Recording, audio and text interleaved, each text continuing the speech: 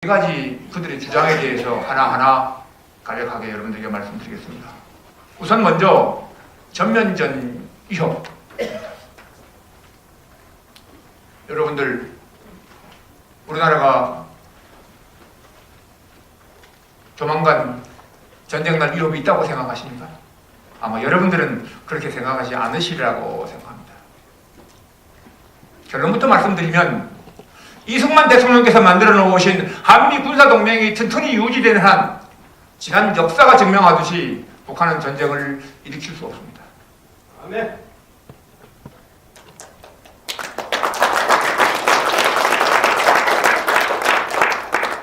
북한과 대화한다고, 북한을 지원한다고 평화가 오는 것이 아닙니다.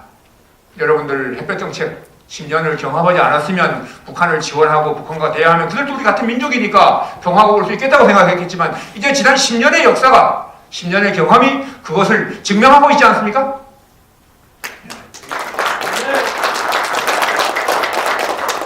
북한을 지원하고 북한과 대화한다고 평화가 오는 것이 아닙니다. 평화는 힘으로 막는 겁니다.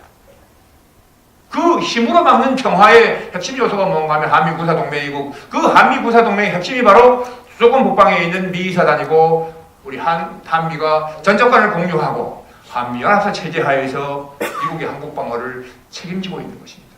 맞습니다.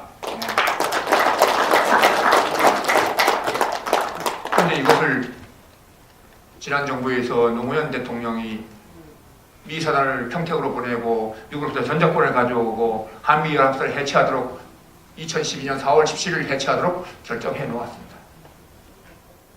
아마 이것이 그대로 있었으면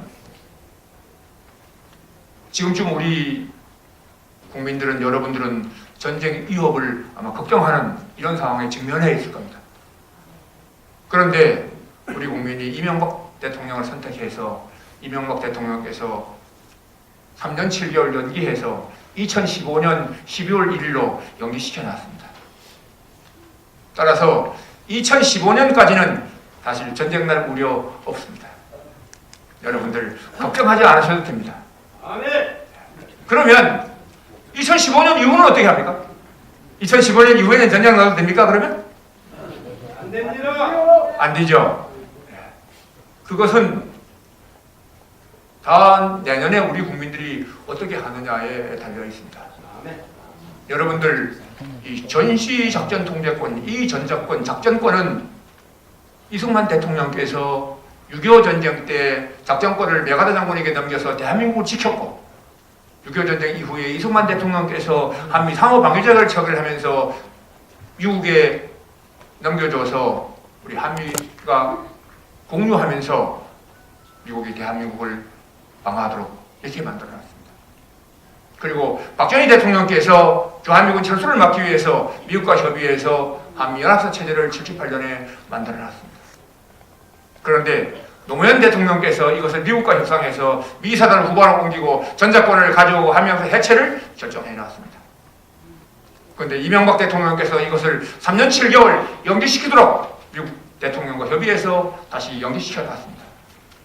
따라서 이 전작권 문제는 오로지 우리 대통령만이 할 수 있는 유일한 권한입니다. 따라서 2015년 이후에 이 전작권 문제가 어떻게 될 것이냐 하는 것은 우리 국민들이 어떤 대통령을 선택하느냐에 달려 있습니다. 아멘. 하여튼 2015년까지는 현재는 전쟁 날 우려가 없다는 것을 여러분들에게 말씀드립니다. 감사합니다.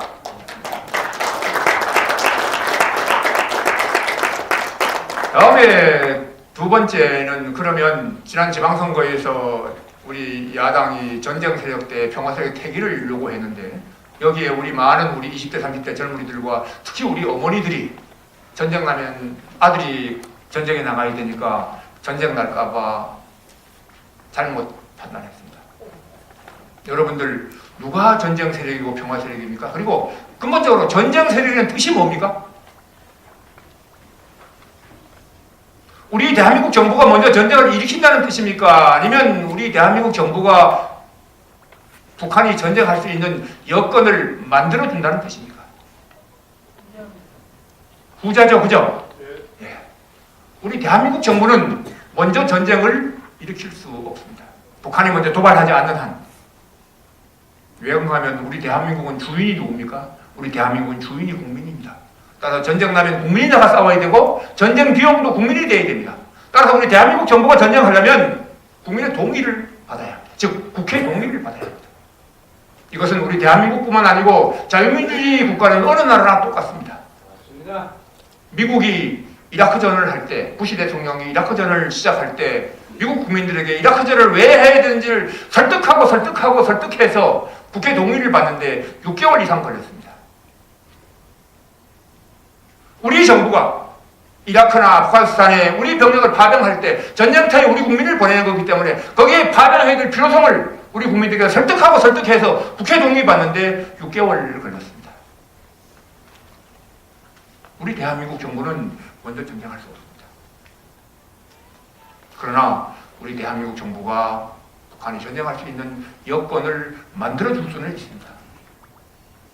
그 북한이 전쟁할 수 있는 여건을 만들어주는 것이 바로 한미군사 동맹을 해체할 수 있는 조치를 하는 겁니다. 맞습니다. 그런데 여러분 아시다시피 지난 10년 동안 우리 정부가 한미군사 동맹을 해체할 수 있는 3가지 조치를 했습니다. 그 첫째가 연방제 통일 추진이었고요. 2번째가 북한의 핵 개발을 지원한 것입니다. 그리고 3번째가 미 사단을 구봉하러 보내고 전자권 전환을 결정한 겁니다. 여러분들 연방제 통일이 뭡니까? 연방제 통일이라는 것은 쉽게 말씀드리면 남북한을 현 체제와 정부를 그대로 두고 형식상 통일기구를 만들어서 남북한을 한 나라로 통일하는 겁니다. 어쨌든 남북한이 형식상 한 나라로 통일되면 여기 주한 미군이 있을 수 있습니까? 없습니까? 미군은 철수해야 되고 미군이 철수한 다음에 북한이 남침하면 이런 내전에 대해서 미국이 지원할 수 없게 될 가능성이 높습니다. 맞습니다. 따라서 연방제 통일은 남북한을 형식적으로 한 나라를 만들어서 주한미군을 철수시키고 북한이 남침했을 때 미국의 지원을 막는 북한의 대남 적화 통일 전략입니다. 이 연방제 통일을 2000년 6월 15일 남북정상회담에서 우리 정부가 인정했습니다. 6.15 공동선언 제2항에 보시면 여러분들 아시다시피 우리 대한민국의 연합제와 북한의 낮은 단계 연방제는 공통점이 있다고 인정하고 이 방향에서 통일을 논의하기로 하였다.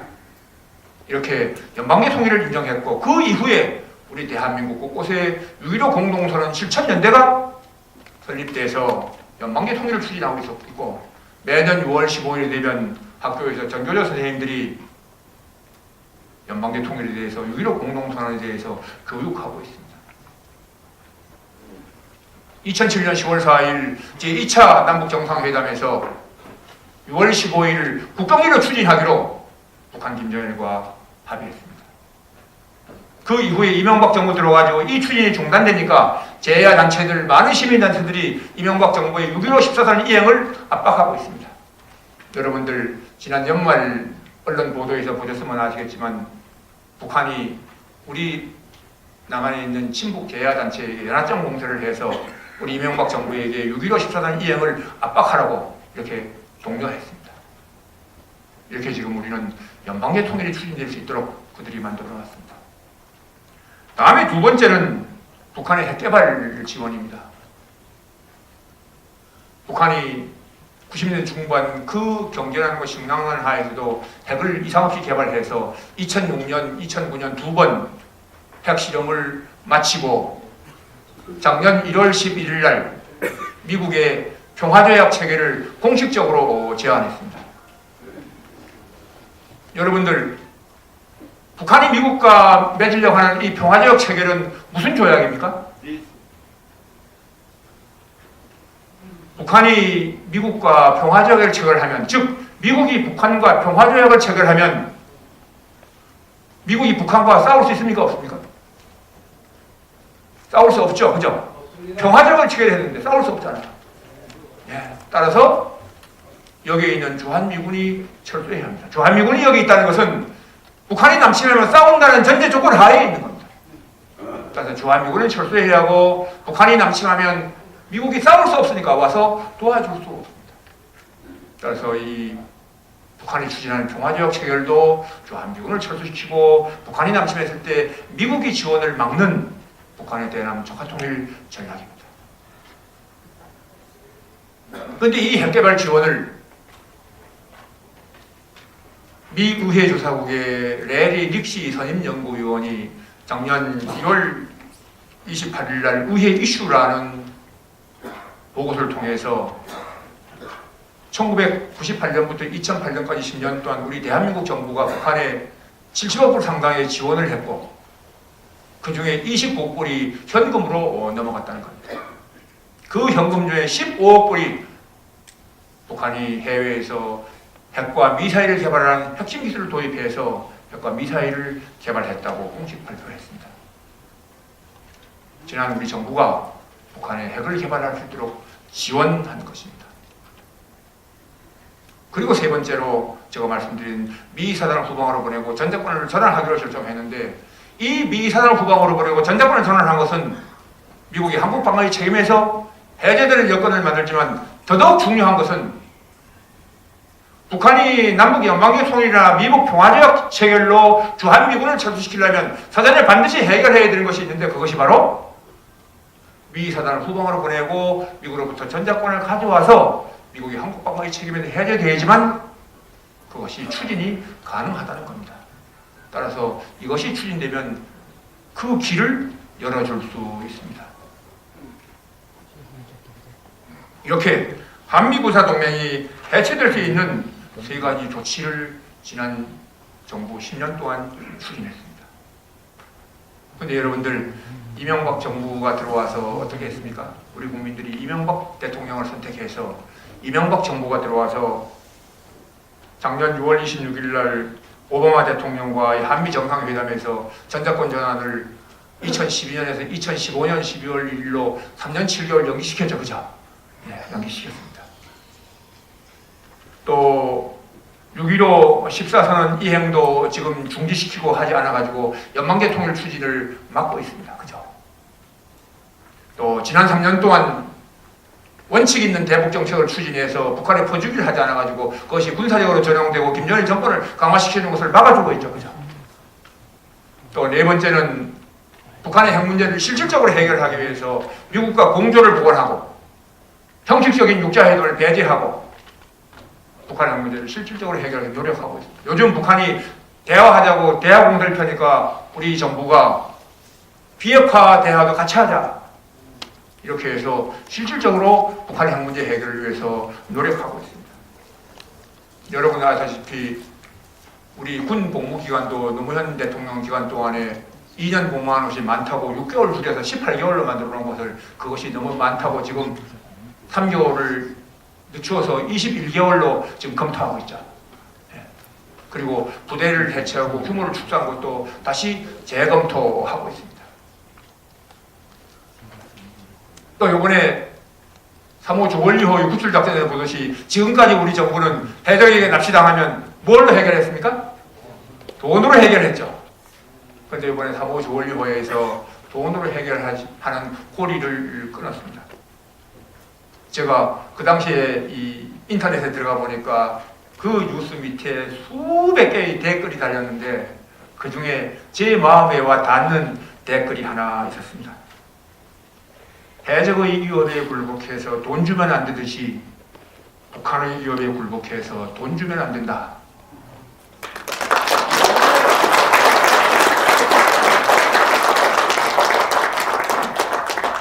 여러분들 이 고리를 끊어야 되죠. 그죠? 이 고리를 끊어야 됩니다. 이와 같이 우리 이명박 정부가 들어와서 안보정책에서만은 지난 10년 정부가 추진했던 것과 정반대의 정책을 추진하고 있고 지난 정부가 추진했던 것을 중지시키고 중단시키고 연기시키고 대책을 강구하고 있습니다. 그리고 우리 이승만 대통령께서 만들어 놓으신 한미 상호방위조약, 우리 한미 구사동맹을 복원시키고 있습니다.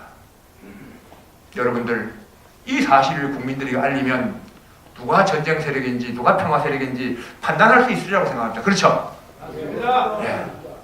이제 이 사실을 국민들에게 알려야 합니다. 그래서 우리 국민들이 올바로 판단하도록 만들어야 합니다. 다음에 세 번째는 지난 정부에서는 북한이 한 번도 도발하지 않았고 우리 국민 한 사람도 죽이지 않았는데 왜 이명박 정부 들어와서 이렇게 북한이 도발하고 우리 국민 죽이느냐 하는 겁니다. 여러분들 사실 지난 노무현 대통령 정부 5년 기간 동안 북한이 한 번도 도발하지 않은 건 맞습니다. 문제는 북한이 왜 도발하지 않았느냐 하는 겁니다. 여러분들 우리 국민들이 잘 모르고 있는데 사실 노무현 대통령 5년 기간 동안에 우리 안보 태세를 약화시킬 수 있는 실질적인 조치를 했습니다. 여러분이 아시다시피 2004년도에 국방백서에서 주적 개념을 폐지했습니다. 그리고 2004년도에 주한미군이 갖고 있던 10대 임무를 넘겨받기 시작했고 그리고 평택 지원에 관한 특별법을 만들어서 미국과 협상해서 미 사단을 후방으로 보내도록 결정했습니다. 그리고 국가보안법을 폐지하기 위해서 노무현 대통령께서 국가보안법은 칼집에 넣어서 박물관에 보내야 된다 그랬죠. 이렇게 하면서 국가보안법 폐지를 추진했는데 우리 국민들은 원칙 반대가 심하니까 폐지는 못 시켰지만 국가보안법은 거의 무력화되었습니다. 2005년부터 우리 군 복무기간을 6개월 줄이고 규모를 축소하고 부대를 해체하기 시작했습니다. 그리고 2005년부터 2007년까지 2년 동안 미국과 협상해서 전작권을 전환받고 한미합사를 해체하도록 결정했습니다. 여러분들 제가 지금 말씀드린 이 5가지가 뭡니까? 바로 국민의 안보의식, 국가보안법, 국군, 주한미군, 한미동맹 이 국가안보 5대 요소입니다. 이 국가안보 5대 요소가 체계적으로 조직적으로 약화되도록 조치해 놓았습니다. 그리고 노무현 대통령 5년 기간 동안에 북한에 5조 원이 넘는 지원을 했다고 합니다. 김대중 노무현 대통령 기간 동안에 8조 원이 넘는 지원을 했는데 노무현 대통령 기간 동안에 거의 3분의 1을 지원했습니다. 그것을 가지고 북한은 핵을 개발했고 미사일을 개발했고 북한의 군사력을 강화시켰습니다. 그리고 요즘 문제가 되고 있는 서해 NLL 문제도 2007년 10월 4일 남북 정상회담을 하면서 14선에서 NLL 지역을 평화수역으로 이렇게 추진하기로 남북한이 합의해서 NLL 지역의 문제를 가져오도록 만들었습니다. 이렇게 노무현 정부 5년 동안에 북한이 원하는 모든 조치를 실질적으로 추진했는데 북한이 도발할 이유가 있었습니까? 없었습니까? 북한은 도발하지 않았고 그 여건을 만들어 주었습니다. 이제 이 사실을 특별히 우리 20대, 30대 우리 젊은이들에게 알려야 합니다. 이것이 그대로 추진되면 우리 20대, 30대 젊은이들이 전쟁으로 갈 수 있는 이러한 조치들이라는 것을 우리 20대, 30대 젊은이들에게 알려야 합니다. 다음에 네 번째 마지막으로 평시 국지도발에 제대로 대응하기 위해서는 전작권을 가져와야 된다고 하는 주장인데 여러분들 전작권은 말 그대로 전시작전 통제권입니다. 평시에는 전혀 해당되지 않는 권한입니다. 평시에는 우리 군이 유해 현장 51조의 자위권과 유엔사 교전 규칙에 의해서 북한의 도발에 얼마든지 대응할 수 있습니다. 지난번 연평도 포격 이후에 미 합참의장이 우리나라에 방문해서 우리나라의 자위권을 인정한다고 말하지 않았습니까? 그런데 우리가 진짜 전작권을 가져오면 평시 도발에는 조금 더 잘 대응할 수 있을지 모르겠지만 실제로 중요한 북한이 전면 남침했을 때 미국의 지원을 받기가 어렵습니다. 이것은 북한이 원하는 것입니다. 따라서 제가 지금 말씀드린 이 4가지 사항은 다 북한과 좌파들이 주장하는 것은 거짓이고 선동이며 북한의 대남 적화통일 전략과 괴를 같이 하는 것입니다. 여기에 우리 국민들이 넘어가면 안 된다. 여기에 우리 국민들이 넘어가면 북한의 통일 강황대국에 문을 열어줄 수 있습니다.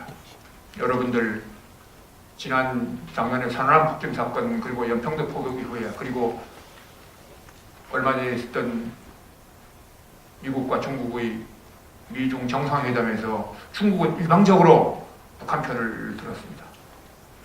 많은 우리 국민들이 중국에 대해서 섭섭한 생활을 하고 있고 우리 애국의 부재를 얘기하고 있지만 여러분들 가만히 생각해 보시면 이것은 우리 스스로 자초한 겁니다. 지금 남북한의 통일 주도권이 어디에 넘어가 있다고 생각하십니까? 우리 국민들은 중국이 왜 저렇게 나오는지 심각하게 생각해 봐야 될 문제입니다. 그러면